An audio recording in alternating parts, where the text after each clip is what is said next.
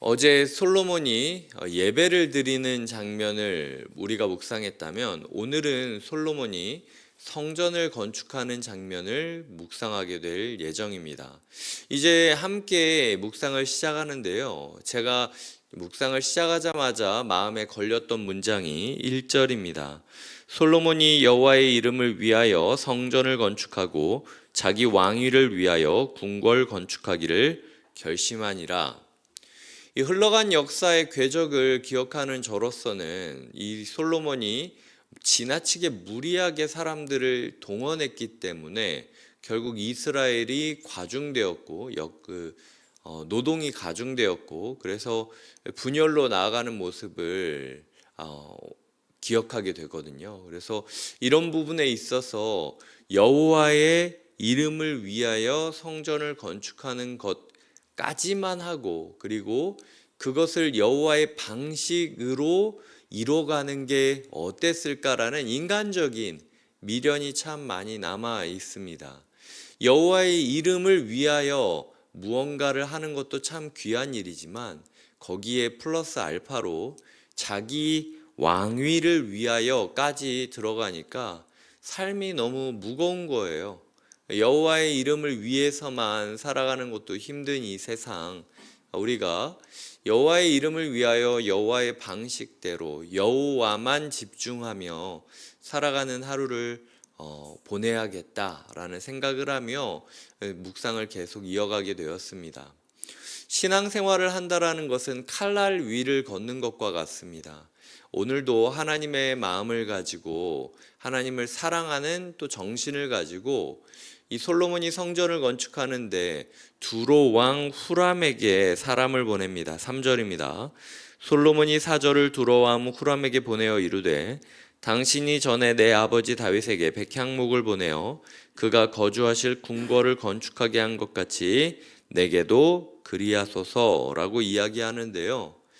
어떻게 보면은 다윗 왕 때 패권을 쥐었고 사람들을 노예처럼 부릴 수 있었음에도 불구하고, 솔로몬은 2절에 보면은 이방 사람들로만 지은 것이 아니라 자신의 백성 중에서 사람들을 동원하고, 게다가 7절에 보면은 후람에게 말하죠.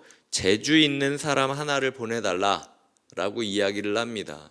이 이방, 나의 권위에 굴복한 이 이방 나라의 왕과 그 권위를 무시하거나 마음대로 조종하는 것이 아니라 부탁을 하고, 사람 하나만 보내달라라고 부탁을 하고, 게다가 10절에 내가 당신의 벌목하는 종들에게 찌은 밀 2만 고르, 보리 2만 고르, 포도주 2만 밭, 기름 2만 밭을 주리이다 하였더라라고 이야기하는데, 이거 꽤 많은 금액입니다. 정말 호의를 다하여 부탁을 하고, 그리고 정당한 대가를 주겠다라고 이야기하는 모습을 보이고 있는 것이 솔로몬이 이 일을 하는 인격성을 우리는 느낄 수 있는 거죠. 하지만 이렇게 솔로몬이 시작부터 이 이방인과 함께 뭔가를 진행한다라는 것이, 이것 또한 역사를 지켜본 저로서는 결국은 이방 사람들이랑 너무 융화되어서 이스라엘의 정체성을 잃어버리는 것 때문에 이방신을 막지 않았다가 나라가 또 나뉘고 여러 가지 분란 가운데 있지 않습니까? 물론 지금 하나님께서 이렇게 성전을 짓는 것에 대하여 아니다, 이방식은 아니다, 왜 이방 사람들만 동원하냐, 너희들끼리만 해라 라고 이야기하지 않는 것을 보아 하나님께서 솔로몬의 방식을 인정하고, 또 그것이 1장에 나온 솔로몬에게 주셨던 지혜의 일환이다 라고 우리가 해석할 수는 있지만, 칼라리를 걷는 것처럼 그 사이에서 하나님의 중심을 가지고 이방 사람들에게 호의와 선대를 베푸는 것과, 이방 사람들에게 하나님의 백성이라는 정체성을 잊어버리고 융화되는 것이 이 종이 한 장 차이라는 거예요. 그래서 신앙생활이라는 게 참 어렵다라는 생각을 하면서, 우리가 여러 가지 상황 가운데 하나님의 백성다운 정체성을 잘 지키지 않으면 쉽게 물들어 버릴 수도 있는 것이 하나님의 일이고 하나님 백성의 삶이다 라는 사실을 다시 한번 확인하게 됩니다. 그 다음으로는 두로왕 후람이 솔로몬에게 답장하는 장면이 나오는데요. 11절과 이제 12절을 보시면은 크게는 14절까지인데 11절과 12절을 보시면 여호와께서 자기 백성을 사랑하심으로 당신을 세워 그들의 왕을 삼으셨다. 천지를 지으신 이스라엘의 하나님 여호와는 송축을 받으실지로다. 다윗 왕에게 지혜로운 아들을 주시고 명철과 총명을 주시사 능히 여호와를 위하여 성전을 건축하고 자기 왕위를 위하여 궁궐을 건축하게 하시도다. 얼마 전에 우리가 마가복음을 살펴보며 두로에 대해서 묵상을 하였는데요. 두로 왕 이 후람이라는 사람의 고백이 어지간한 이스라엘 신앙인의 고백보다 나은 상황입니다. 창세기에서도 비슷한 경우가 나오는데 아브라함과 전혀 상관없었던 멜기세덱이 오히려 아브라함이 내는 11조를 받고 또 아브라함을 축복하는 장면이 나오죠. 하나님께서 원하셨던 장면이 이런 장면입니다. 이스라엘이 하나님의 뜻을 따라 하나님의 나라를 이루고 그로 말미암아 상관없었던 이방까지도 하나님을 인정하고 하나님의 권위 앞에 엎드려져서 함께 어우러져서 예배의 그 자리를 마련하는 것, 이것이 하나님께서 원하셨던 이스라엘의 모습이었다라는 것이죠. 그래서 우리가 세 번째로 묵상해 보아야 될 제목은 하나님 우리의 신앙생활을 통하여 전혀 믿지 않았던 누군가도 이렇게 멋진 신앙 고백을 할 수 있는 날이 왔으면 좋겠습니다. 다윗과 솔로몬의 가장 화려했던 그 시기가 왕궁의 크기로 결정된 것이 아니라 이방 사람들의 신앙 고백으로 하나님께서 평가하시는 것처럼 우리의 신앙생활을 통하여 나만 변하는 것이 아니라 나와 함께하던 누군가가 하나님을 인정하고 신앙 고백할 수 있게 해달라고 기도하는 마음이 우리에게 필요할 것입니다. 그 사람은 이제 후람은 사람을 하나 보내주는데요. 14절에 보면 단의 여자들 중 한 여인의 아들이었다. 두로 아버지와 단 어머니를 둔 이 혼혈인인 거죠. 그래서 이 양 사이에서 조율하면서 일을 진행하기 적합했던 기능인이 있었다라는 겁니다.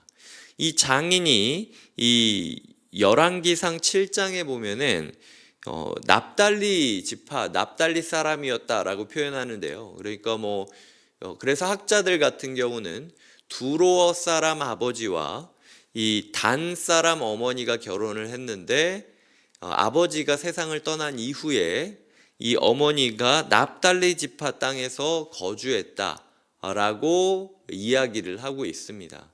단 사람 어머니를 두었다라는 것을 통해서 또 우리가 기억할 수 있는 것은 출애굽기에서 성막을 지었던 장인 중에 단지파 사람이 있었거든요. 출애굽기 31장에 보면은 단지파에서 있었던, 그래서 이게 두로와 협업해서 이런 성전을 지었지만 성막과의 연계성, 연속성도 굉장히 중요하게 생각했던 것을 우리는 알 수 있습니다.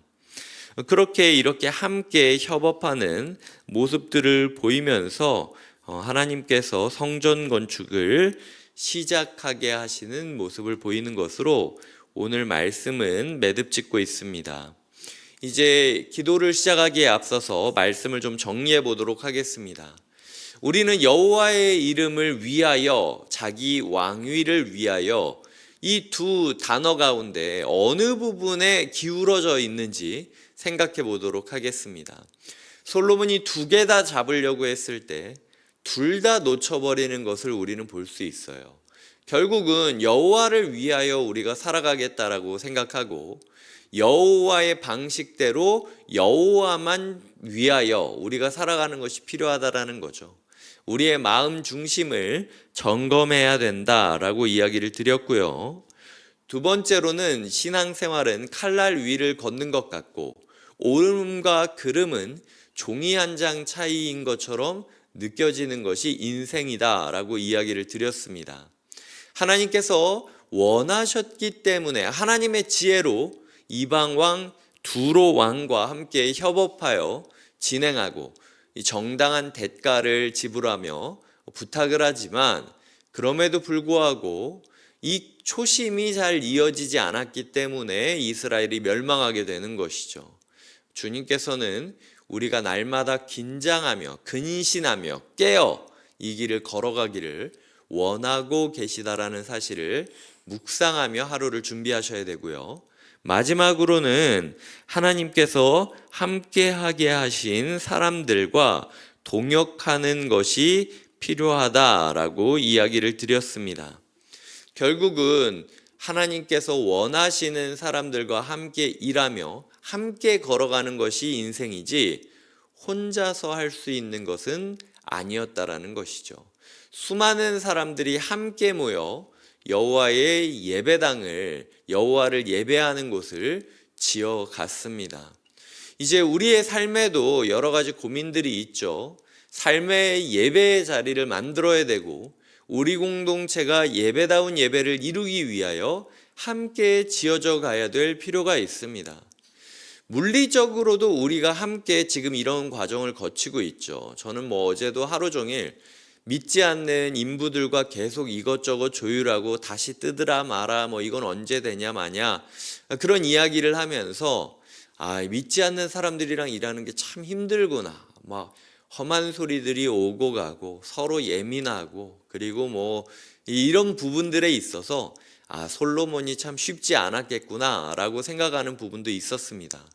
하지만 우리가 눈에 보이는 예배당만을 생각하지는 않았으면 좋겠어요. 이제 우리의 예배당이 준비가 되면 들어가서 예배를 드려야 되는데 필요한 일들이 참 많이 있습니다. 해보지 않은 봉사의 영역이 참 많이 있어요. 이런 부분에 있어서 우리가 변화하는 이런 상황들 가운데 마치 성막 체제에서 그냥 법궤만 놓고 있었던 임시 체제에서 이제 성전 체제로 넘어가는 그 시점에 있는 사람들처럼 우리 또한 함께 지어져가는 존재로 우리가 어떻게 우리의 예배를 세워갈지 보이는 예배당과 보이지 않는 예배당을 함께 세워가야 될 책무를 받게 되었다라는 것이죠. 함께 기도해 주시고 함께 꿈꿔 주시고 함께 애써 주시고 함께 나아가 주시는 서로를 감사히 여기며 살아가시는 하루 되시길 주님의 이름으로 축복드립니다.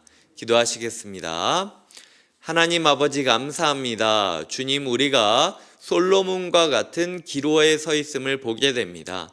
하나님, 우리가 솔로몬에게 주시는 하나님의 말씀을 우리에게 주시는 하나님의 말씀으로 여기어 우리의 가정을 바로 세워가게 하시고 우리의 교회를 바로 세워가게 하시며 이 사회를 바로 세워가게 하여 주시옵소서. 예수님의 이름으로 기도드립니다. 아멘.